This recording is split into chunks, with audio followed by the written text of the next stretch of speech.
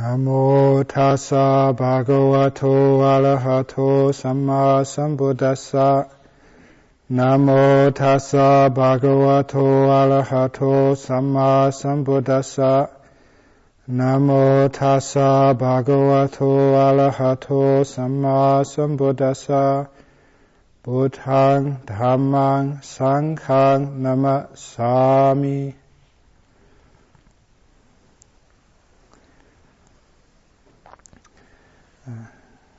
As you all know, this is the last Wednesday evening of the 2001 Vassa Rains Retreat.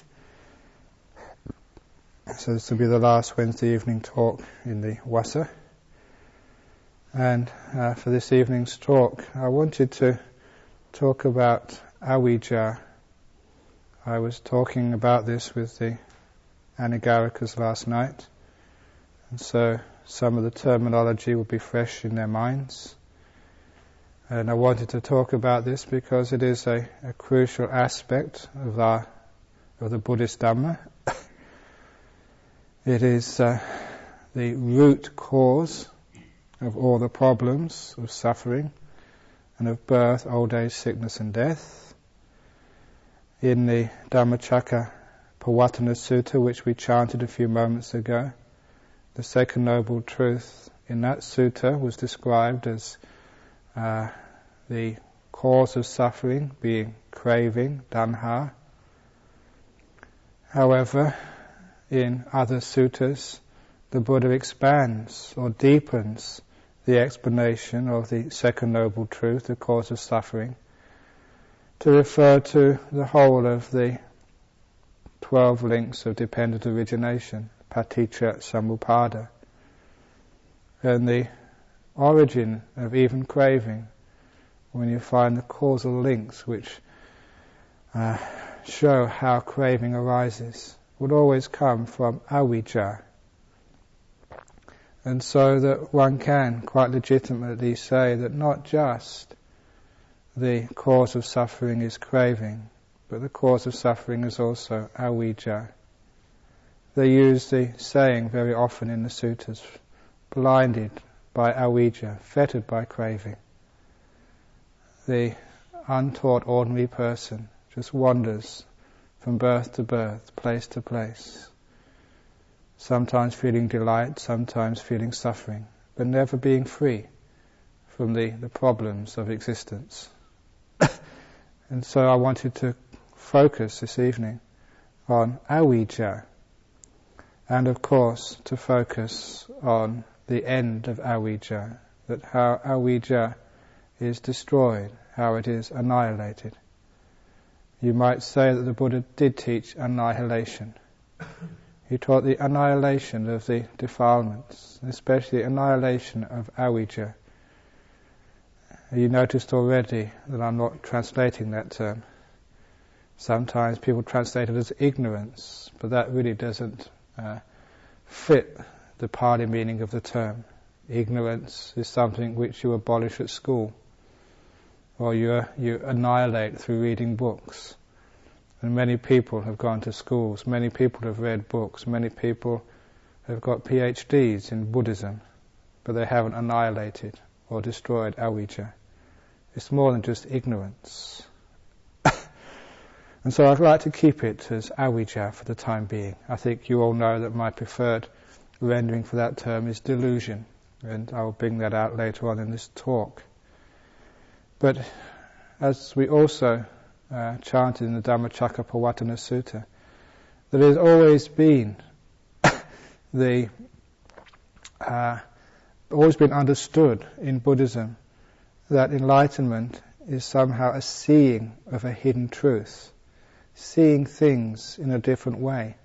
And that seeing, that insight, that enlightenment insight, is something which actually changes just the whole cognitive process, the whole way we perceive and see this world. In particular, by seeing clearly, and we won't go around craving for things in the same way that a person would not go putting their hand in a fire once they know that it hurts. It's because of delusion that we keep on putting our hands in the fires of the sensory realm. So, to understand what avijja is, to really get to the root of it, it's instructive to know that even though the Buddha never said that avijja has a first cause, he did actually say that avijja has nutriments, has things which support it and keep it going. And those things which keep avijja going are the 5 hindrances. These 5 hindrances are fundamental to the practice of Buddhism. And you can put the practice of Buddhism, the purpose of the Eightfold Path, down to the overcoming of these 5 hindrances. First of all, overcoming them temporarily, and then overcoming them permanently. Because we're overcoming these 5 hindrances, the 5 hindrances of interest in the world of the 5 senses, sometimes called sensory desire, ill will towards a person, a being, or even a mental state, sloth and torpor, the dullness of the mind, the lack of energy, the restlessness and remorse of the mind, never being able to find contentment, and of course doubt. These 5 hindrances are those things which support, generate and fuel avijja. This is one of the reasons why that I teach, as I hope that many other monks teach, that to really be able to overcome that delusion, that avijja, to see things clearly, one has to overcome these 5 hindrances. And it's a waste of time to think, to perceive, to view that you can know truth, reality, and depend upon what you experience as truth when these 5 hindrances are still acting, they are still at work. Even when these 5 hindrances have been abandoned temporarily. Again, that sometimes that what you experience can still not be absolutely truthful. And the reason is because you have to abandon these 5 hindrances again and again and again to weaken avijja. Using the Buddha's simile of the 5 hindrances as something which is the food, the sustenance of avijja. By cutting off these 5 hindrances, you're starving avijja. That you are weakening it until the time comes it's just so weak that you can push it over. What actually pushes over avijja, what sort of destroys it, the first destruction of avijja, is always said to be the words of an Aryan, together with one's own reflection, going to the source of all this. But you need to weaken those 5 hindrances, first of all. Sometimes that people think that whatever they see, whatever they hear, whatever they think, because they see it, because they hear it, because they think it, that it's true. One of the most useful investigations into delusion is usually what we were talking about last night as the vipalasas, to see how one's whole cognitive process, and by cognitive process I mean the way one views the world, the way one perceives the world, and the way one thinks about the world, to see all of those 3 mutually dependent on each other, and to see that once one of those is in error, it makes the whole other 2 in error. And that error is self-supporting. Once there is a view which is not truthful according to reality, it bends perceptions to fit the view. And it bends thoughts according to your perceptions. And the views are bent. You might say they're constructed out of so much thinking, so many thoughts. And it's hard to be able to break that cycle. But that cycle is called Avijja, delusion. How often is it that because of your views, or even about Dhamma, that you perceive in a particular way, and that perception is real in the sense that it's actually appearing in your mind. And so you trust appearances. Sometimes people say that bare experience, bare sensation is seeing things as they truly are. But anyone who knows the Vipalasas, anyone who's seen through the delusion of the mind, knows that even what you perceive is not the way things are. It's the way you imagine them to be. The perceptions are unreliable. How often have you been fooled by perceptions? Even pages of a thesis, you get them the wrong way round. Perception, that's all. You're perceiving what somebody says, what they mean. In daily life, in ordinary experience, you know that your perceptions can sometimes trick you. If that happens in ordinary life, on things which are concrete, how much more likely is it that you will misperceive metaphysical realities, whether it's the nature of the body, whether it's the nature of thought, whether it's the nature of will, the nature of consciousness, the nature of the mind. How easy it is to misperceive those things. So you can't really rely upon such perceptions and thoughts and call them insights. So often, monks especially, whatever comes into their head, they call them insights, and they go and give Dhamma talks about them. But you should not give Dhamma talks, you should not believe such insights. You should check those insights against two criteria. First, are those insights coming up based on samadhi? And are those insights coming up based on the Buddha's teachings? I say that those two criteria are necessary because the Buddha said again and again, and nobody, I think, doubts that this is truth, that yatha bhutayana dasana, the wisdom, the insight, jnana and dasana, according to the way things truly are, yatha bhuta, arises as a result of samadhi. Samadhi pachaya yatha bhutayana dasana. And the samadhi which is meant there is always the samadhi which is free from the 5 hindrances. And as you've heard me say before, the only time you really know those 5 hindrances are overcome is after the experience of jhanas.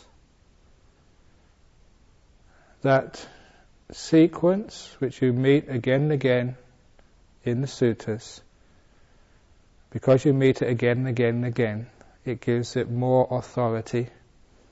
It makes it more unlikely it could have been some mistake or could have been added by somebody or something.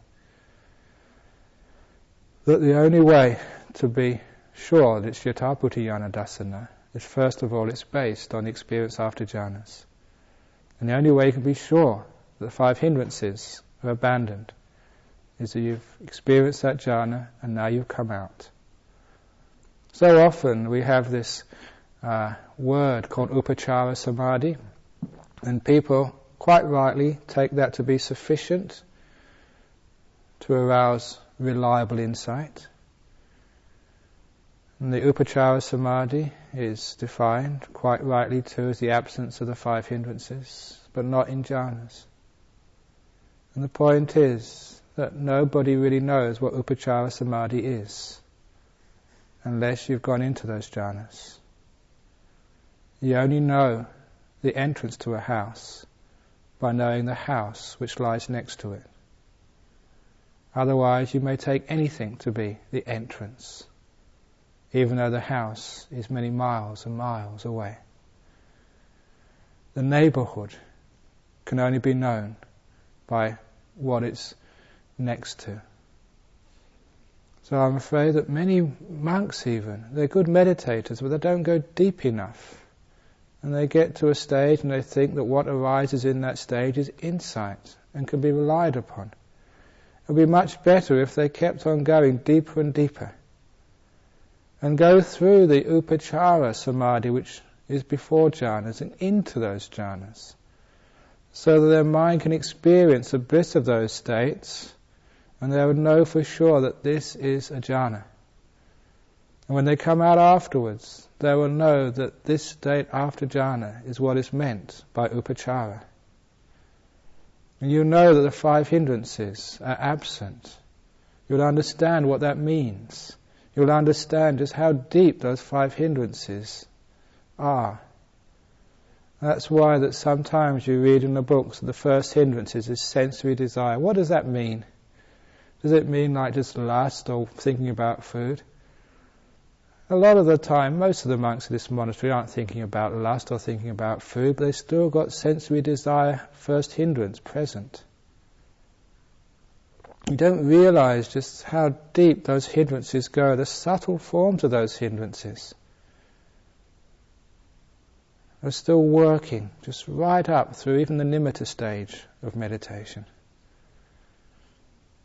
And it takes a lot of courage, a lot of letting go, a lot of resolution to keep on going enough to go through those 5 hindrances into jhanas. When you come out afterwards, then you'll know for sure just what those 5 hindrances are and what it's like when they're not there. And that's the stage where at least you know that samadhi has happened, the 5 hindrances are temporarily not there. It's a place where insight can happen. And if insight happens there, at least you can tick it off. The first criteria is insight born of a mind which has just emerged from samadhi. Samadhi pachaya. That could be yatha bhutayana dasana. It could be seeing things as they truly are. Avijja has been weakened there. However, even just after a jhana, you may not see things as they truly are.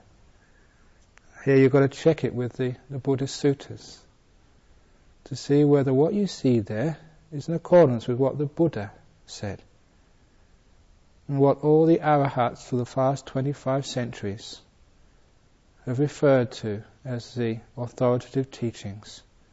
One of the reasons we can trust the suttas and the Vinaya is because anyone who sees that Dhamma will look back upon those recorded teachings and just to say, that is what I've seen. As the Buddha said, no different.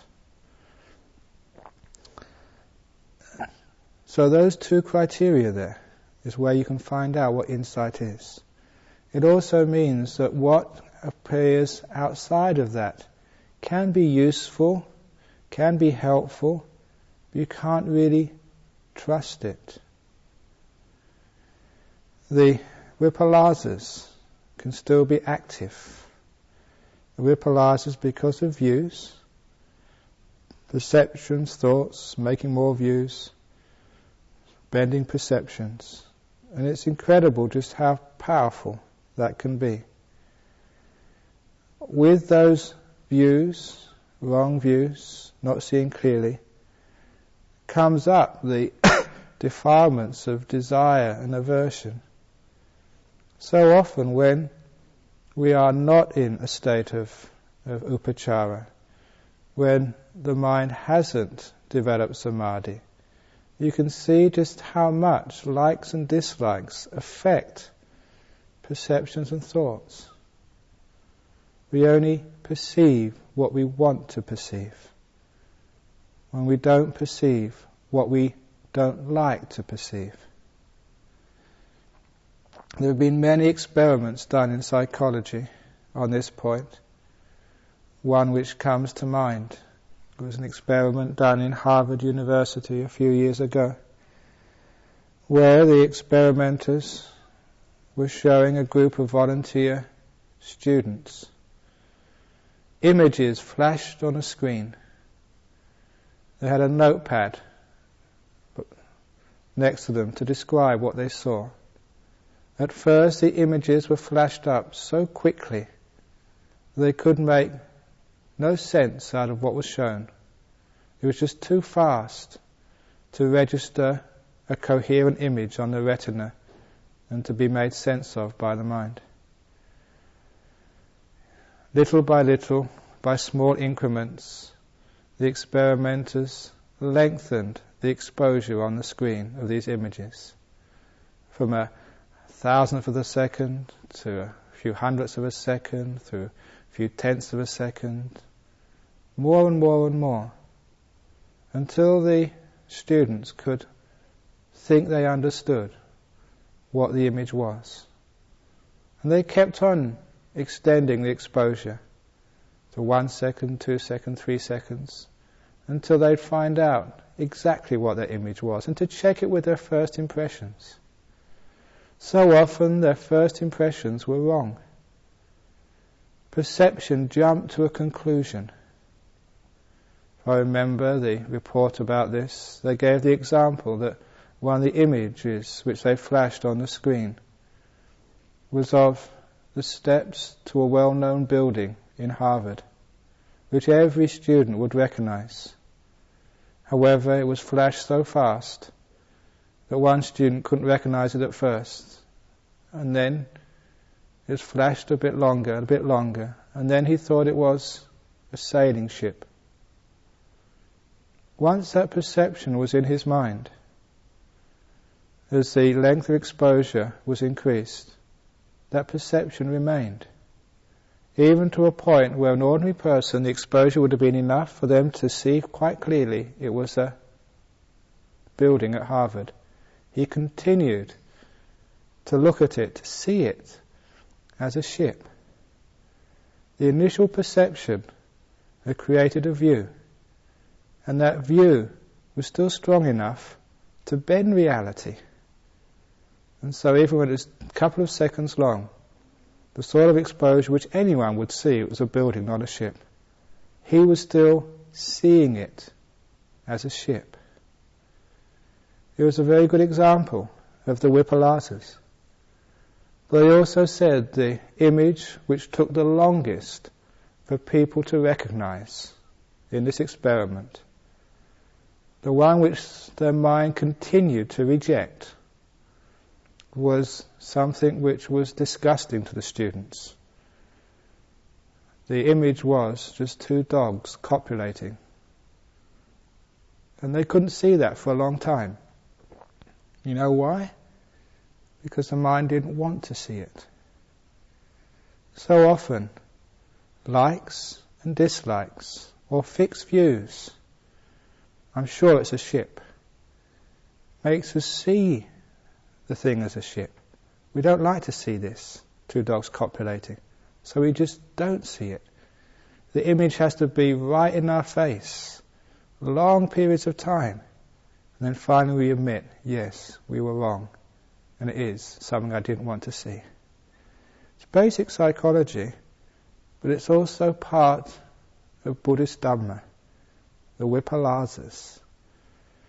And so how is it that we can be sure that what we're actually perceiving, what we're thinking, what our views, how can we be sure that they are right? Are all views got the same value? And the answer is no, there is such a thing as right view, and there is such a thing as wrong view. And the only way we can know it's right view is to make sure the 5 hindrances are gone So that which bends perception and bends thought and bends view, likes and dislikes, are all eliminated. It's as if, after a jhana, you don't care whether it's dogs copulating, whether it's a boat, whether it's a building. You've just got no vested interest in what you see. You've got no axe to grind, no view to protect, and especially no person to protect. You need to get that sense of freedom of inquiry to be able to break through avijja. So often we think that our mind is free. We're free thinkers. We can think what we like. But so often we're not free. That we are imprisoned by our views. We're imprisoned by our likes and dislikes. And they do not permit us to see anything which challenges our likes and dislikes. You all know about dogmatic religion. Why is some religion, or some philosophies, or even in science, why are some scientists so dogmatic that they're right and everyone else is wrong? And the reason is because they're in prison. Their views, their likes and dislikes, prevent them from seeing the other person's viewpoint, or to see something other than what they want to see. They can't see what they don't like to see. So for us, we should always reflect upon that, to make sure that we don't trust our views if we haven't gained jhana. To don't trust our perceptions, our thoughts, if the 5 hindrances are still working. You can't trust any of that. You might look at someone, you monks, and think that's a beautiful girl. That perception has been bent. Why is it people like to get into lust? Because it gives you a sense of being someone. It gives you something to do. It takes you away from the initial from the underlying suffering of existence. You're doing something. You're escaping. There is a sense of happiness and pleasure there. And so perception decides, or rather the defilements change perception, just to give you a little bit of a buzz for a few minutes. It's been bent, it's not true. Or why you get into ill will and anger against somebody. Why do you do that? Because you want to. Perception has been bent by your likes and dislikes, your wants. So we have to be very careful not to trust that. So if ever you get angry to anyone, anywhere in this world, don't trust that. If anywhere you really like somebody, anywhere in this world, don't trust that. Perception has been bent. It's not truthful. If you don't trust those things, you're going to be lessening craving and attachments. And you're going to be able to weaken the hindrances. You're going to make the attainment of deep meditation more possible. You're going to be able to get into jhanas. And then you're going to be able to really strengthen the real view, the right view, because you've got nothing to prove. In particular, the avijja is not just about being deluded about the nature of beings in this world, not just being deluded about the body. It's also being deluded about the mind and how it works. The Buddha talked about 5 khandhas, and only one of those khandhas is the body. There's 4 khandhas. Perception, Vedana first of all, and then perception, and then mental formations, consciousness. And that's very important to get into those and to see that those are also not me, not mine, not a self. That they are also impermanent, they rise and fall. And also they are conducive, or they are suffering, dukkha.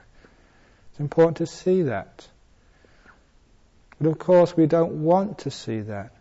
Who wants to see that this body and this mind is anicca? We want to continue on. Sort of really stupid people think they can continue on in this body for 80, 90, 100, 120 years, 150 years, keep on going long, long, long. Why would you want to do that anyway?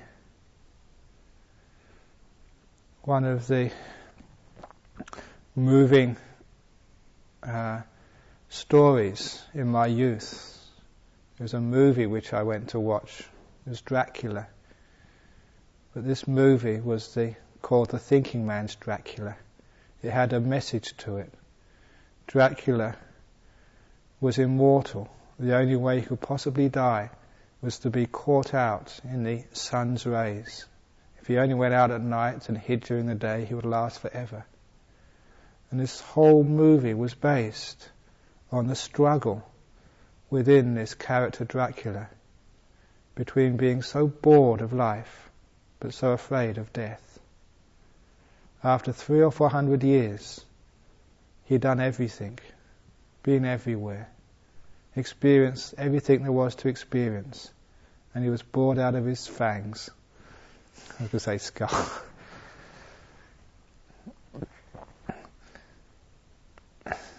And eventually, there was nothing else to do. He allowed himself to get drawn out into the early sun's rays, to die. People who want to live long, 200, 300, 400, what do you want to do that for? Even 40, 50, 60 years, many people are already bored, stiff, got nothing else to do. But sometimes people think they want this body to go on forever. It's complete delusion. They just want to be. Some people want this mind to go on forever. What do you want this mind to go on forever for? What are you going to experience with the mind anyway? Experience happiness now, suffering later on. There's no way that a mind can just experience happiness, happiness, happiness, happiness, happiness. As I said so often sitting here, that happiness is just the gap, the pause between two moments of suffering. Suffering is a pause between two moments of happiness. Happiness is conditioned by the suffering which went before it. Suffering is conditioned by the happiness which went before it. If you lose happiness which was very wonderful and beautiful, then that's suffering. If terrible suffering finishes, that's happiness. So the mind cannot just experience happiness all the time. It's impossible. Any reasonable person can see that. It will only experience happiness and suffering. Nor can it experience just in between, nothingness, neither happiness nor suffering. That's like a dead log, doesn't experience anything. No change means death, means finished, gone. It's not being anymore.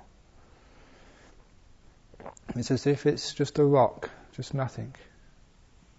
No meaning. So why would we want this to keep on going?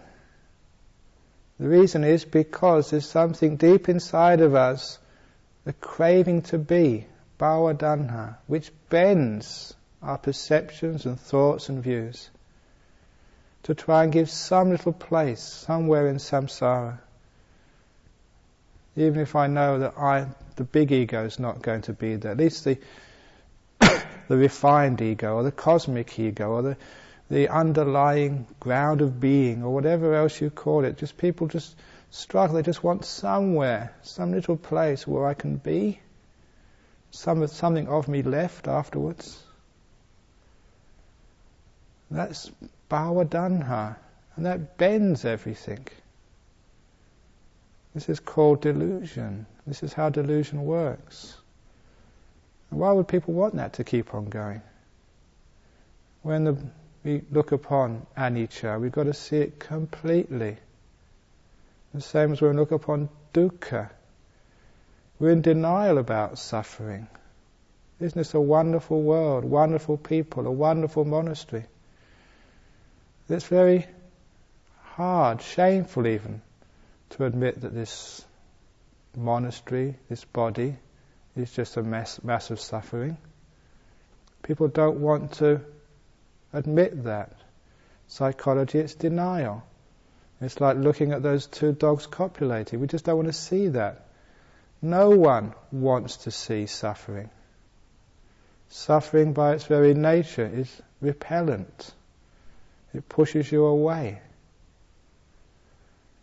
However, that if one has the courage, which is born of having been in deep samadhi, you don't have any desire or aversion to what you see, and you look upon this body, you will just see just how it is completely unreliable. That happiness and suffering in this body just dance around each other like two inseparable lovers. You cannot part them. And you just realize that this body with its five senses is just an irritation.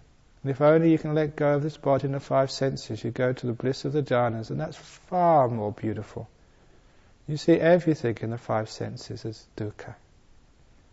Not only that, you should be able to see that everything in the mind is dukkha.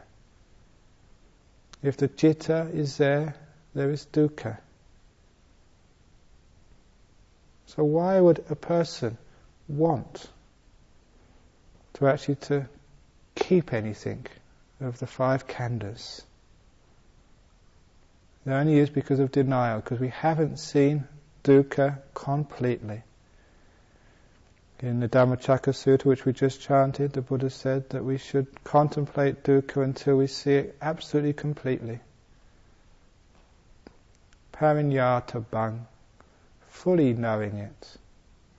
We can only do this to see what we don't want to see, when we don't have any wants.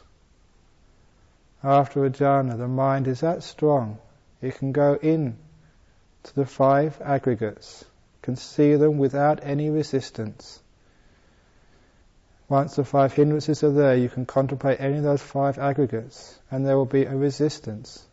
No, I don't want to see this. This can't be right. This can't be true. The likes and dislikes, the attachments, are stopping you seeing the truth.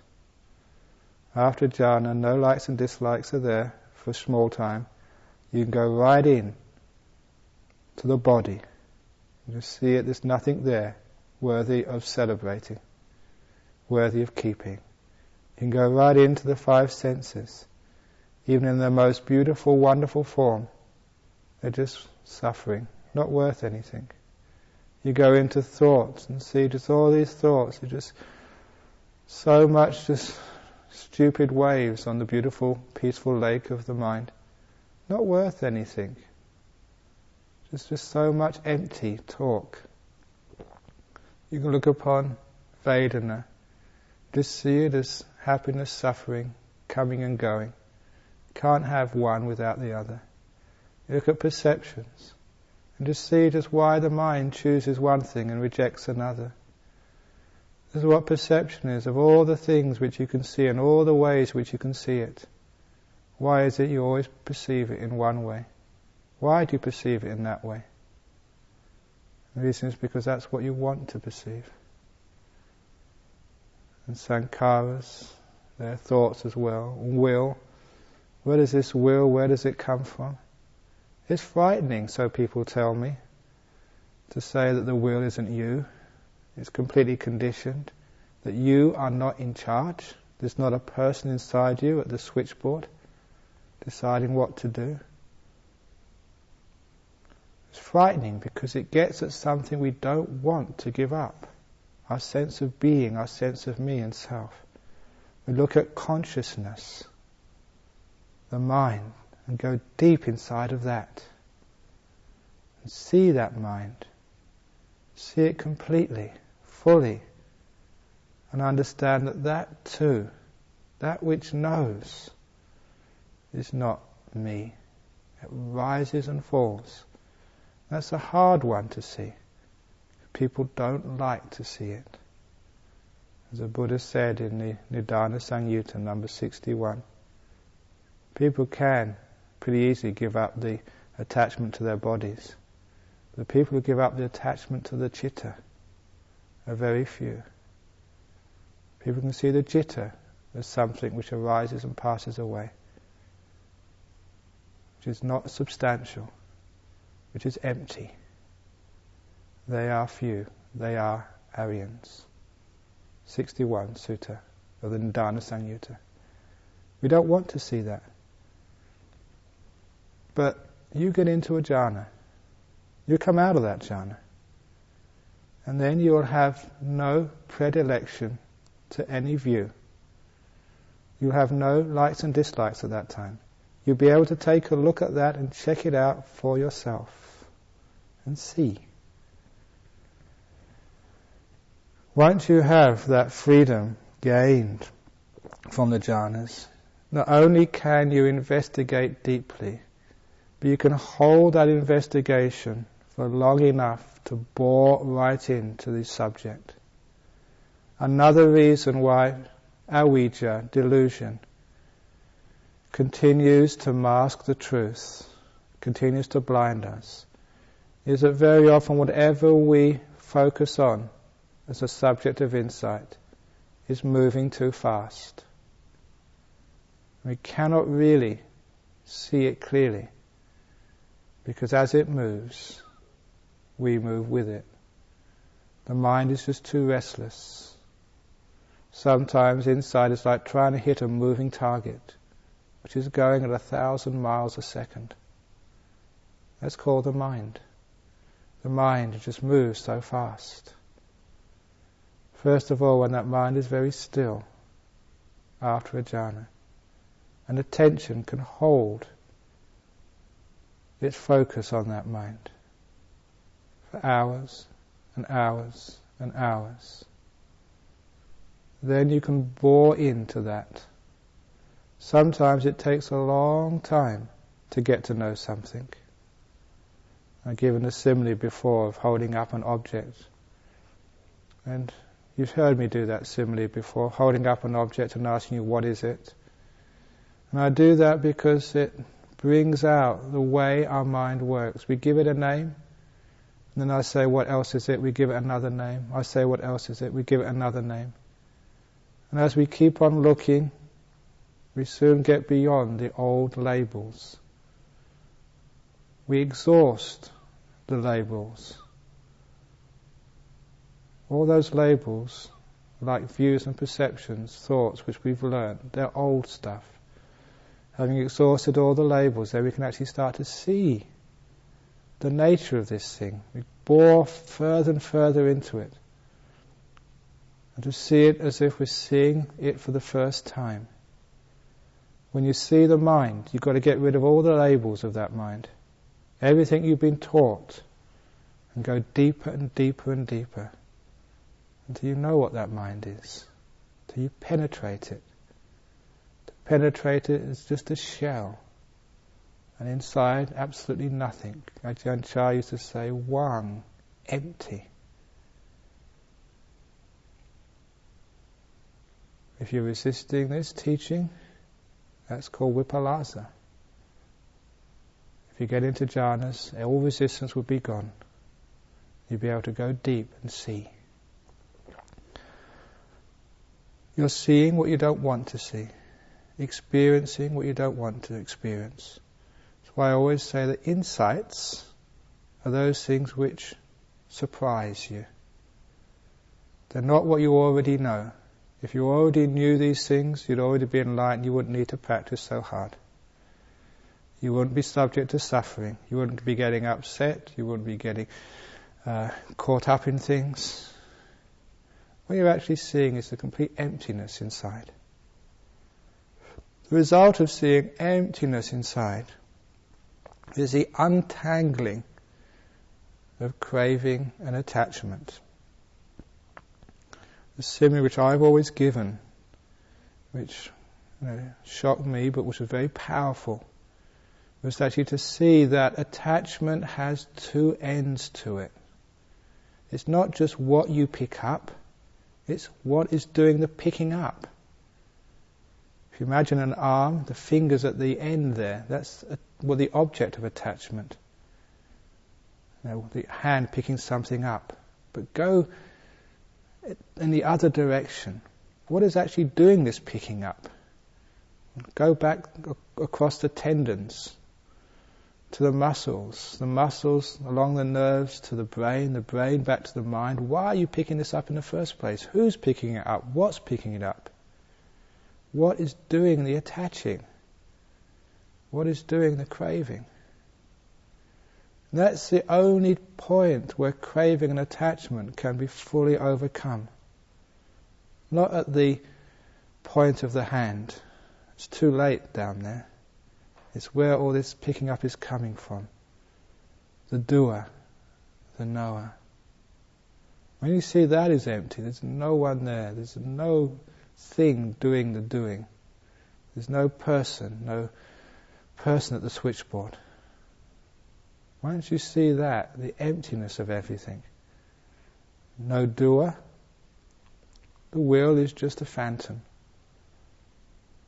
The citta, the knower, the mind, a phantom. No one there. When there's no one knowing, then you can let go of knowing. Nibbana, or rather parinibbana, can happen. The cessation of everything. As long as you think a knower is absolute, permanent, essential, always has to be there, there can be no letting go of knowing. If you celebrate and delight in knowing, you will always celebrate and delight in suffering. And you'll never be apart from suffering. To know is to suffer. Whether it's knowing on the level of the world, or knowing deep in the mental states of jhanas. That's something which is a powerful insight, which can only come up as a result of jhanas. And that's what you see in the glorious Buddha's teachings of the suttas. Avijja is not seeing things clearly. Avijja is natural for the majority of people on this planet. The only way out of that avijja is to gain jhanas. And how do you gain jhanas? Through samma ditthi, samma sankappa, samma vaja, samma kammanto, samma ajiva, samma sati, samma vayama, samma sati. The 7 supports of samadhi. This whole 8-fold path. The first 7 factors are to support the practice of samadhi. Support it until one gains those jhanas. That's the 8th factor of the path. And once that 8th factor is realized, you have the opportunity to see things as they truly are. You've got the space. And with the Buddha's teachings, remember what I said about the 2 things which now come together, the words of another and your own investigation which goes to the source. I've been talking so far about your own investigation which goes to the source. The only way that investigation can go to the source is when the hindrances are gone. When you've got the power to get right to the centre of this citta, this vedana, this knower, this doer, this body. Go right to the centre of that. To have that power, you need the jhanas. And when you've got the words of another, the words of who? The words of Ajahn Brahm, the words of the Kubo Ajahns, the words of this monk, certainly not the words of you. If you don't trust any of those, or if you've got doubts, at least you can go to the words of the Buddha. Those are the most trustworthy. Get the words of the Buddha in your mind. Get into a jhana. Hindrances are gone. The words of the Buddha are there. It's a gunpowder in the match. If you stay long enough after the jhana, you're looking deep with the words of the Buddha in your mind, That is how stream winning happens. The insight will arise to you that that which you took to be a self was completely empty of any core, any essence. You can see the whole 5 khandhas are just a phantom play, rising and passing away, one after the other. And there's nothing in there, absolutely nothing. You can just see just the way they create the suffering. And the stronger they are, the stronger you identify, or the stronger they identify with themselves, just the more painful is that experience of life. And the longer you have to go through this samsara. You see there's nothing in there. You know the reason why the Buddha sometimes said this wasn't annihilationism, because there's nothing there to annihilate. How can you annihilate a phantom when it's not really there? Once you see it's not really there, it's about to go. It's about to disappear. When you actually see that, there's no one in here. And that's called being a stream winner. Just, as a direct result of that, you can see why the Buddha said only 7 lifetimes at the most. Because the core has been seen to be empty. There is no doer. There is no knower. It's a process, arising and passing away, dependently origin, causally produced. That which is a nature to arise is a nature to cease, Kondanya saw in the Dhammacakka Sutta. You know that the samsara for you is mortally wounded. You cannot keep on going too long. Desires and aversions are just, the rug has been pulled out from underneath them. They cannot stand up much longer. Or like the simile I gave in one of those talks about a bird that's flying off from the tree, but you've taken the tree away. There's no place where that bird can land. It can fly up and down for 7 lifetimes until it gets more and more tired, having no place to land. Craving and attachment have got no place to land once the illusion of self has been seen. Once Avijja has been overcome, you see the complete emptiness of this. Dependently originated are all things, from vijnana to citta. Citta arises as a result of nama rupa. With the cessation of nama rupa, there's a cessation of citta.